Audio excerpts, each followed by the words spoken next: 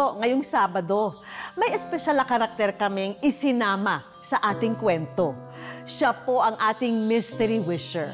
Ang kwento ng kanyang buhay ay may hawig o pagkakatulad sa napanood niyong kwento. Nahulaan niyo na ba kung sino ang ating mystery wisher? Napanood niyo na siya kanina. Sino kaya siya? Tama kaya ang hula niyo, mga kapuso? Tol, ano? Magmamami kami nila Toyota Abe. May deliver pa ako eh. Sige, sunod ako. Atid ko lang to. Sige, ha? Parang masarap yan, ha? Sige. Si Ryan ang masipag na motorcycle rider sa isang ride-hailing app. Hindi na nga raw birong hanap buhay ang pagiging isang rider dahil kabalikat nito ang panganib sa daan. Nandyan yung init, ulan, at lalo na yung mga salamuha mo sa kalsada, yung mga sisingitan ka. Pero yun, tinitiis ko po yun kasi iniisip ko po talaga para sa pamilya ko. Tila dinala ng araw ng kapalaran si Ryan sa trabahong ito. Kaya naman kahit walang kasiguraduhan ang may uwi niyang kita sa pamilya, hindi naman daw umaabot sa zero ang kanyang biyahe. Siguro po sinadya na po talaga ni Lord na mawala ako doon sa dati kong trabaho at dito niya ako nilagay sa pagiging rider. Dahil sa pagiging rider ko po, dito po ko nagkaroon ng sarili kong motor. Hindi na nga raw pare-pareho ang bawat araw ng isang rider. Minsan matumal, may araw naman na sagana, at kung minsan naman ay makaka-jackpot ka talaga. Kagaya na lamang ng isang simpleng araw kay Ryan na hindi niya inakalang magbibigay sa kanya ng isang pambihirang pagkakataon. Ayaw niya po talaga sanang sumakay dahil parang nahihiya po siya. Sabi ko, sir, ihatid po kita. Parang pagkakuha niya po nun, parang inisip ko, parang gusto niya sabihin na wala siyang ganito.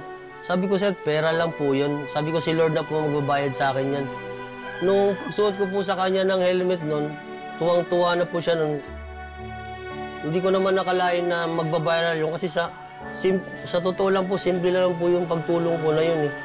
Hindi ko po kalain na ang laki po pala ng impact nun sa mga netizen. Aming hinanap ang lalaki sa video at dito na nga sa Rosario, Pasig namin siya natagpuan. Si RJ, 25 taong gulang na may orthopedic disability. Hinatid po ako ni Kuya Ryan din sa papunta po dito sa bahay. Nung una nahiya, syempre alam kong pinagkakakitaan niya yun. Tapos sinabi niya yung libre, syempre nakakaya niya.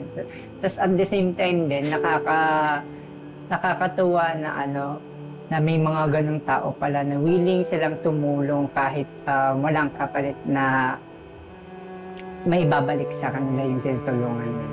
Kagaya ni Ryan, nais din ni RJ na makatulong sa kanyang pamilya. Kaya naman nagbabaka sakali siyang makahanap ng trabaho nung makita siya ni Ryan. Siyempre para rin may ambag ako sa bahay, may tulong din ako sa panggastos namin araw-araw. Nahihirapan din naman sila financially. Dahil naging inspirasyon sa amin ang kwento ni Ryan at RJ, kaya naman gumawa kami ng paraan upang muli silang magtagpo. Hi, Ryan! Halika dito tayo. Hello! Hello po, ma'am. Sige. Bukod sa pagiging rider nyo, ano pang mga pangarap nyo para sa pamilya nyo? Mabigyan ko po ng konting negosyo ang asawa ko para po meron po kaming pagkukuha ng hanap buhay. Nag-trending ka no? Pag-uwi ko na lang po galing trabaho, biyahe.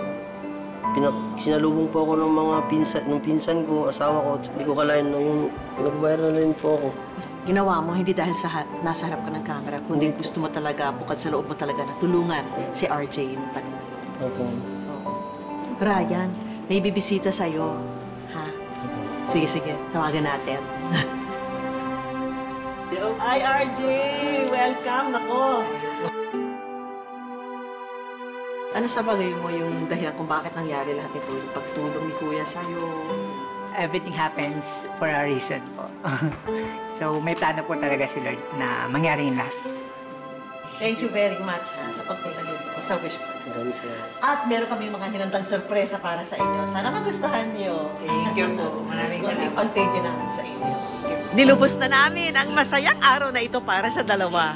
Handog namin ang isang simpleng salo-salo para sa kanila at sa mga mahal nila sa buhay. Siyempre, meron din tayo para kay RJ, di ba?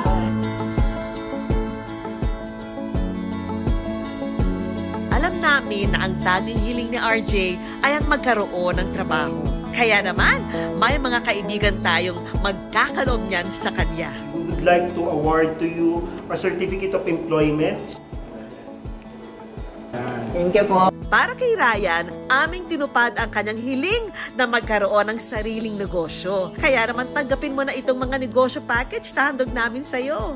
Siguradong patok sa inyong lugar ang automatic helmet disinfecting machine na ito worth 49,000 pesos. Ipwepesto mo na lang yan, tuloy-tuloy na ang iyong kita.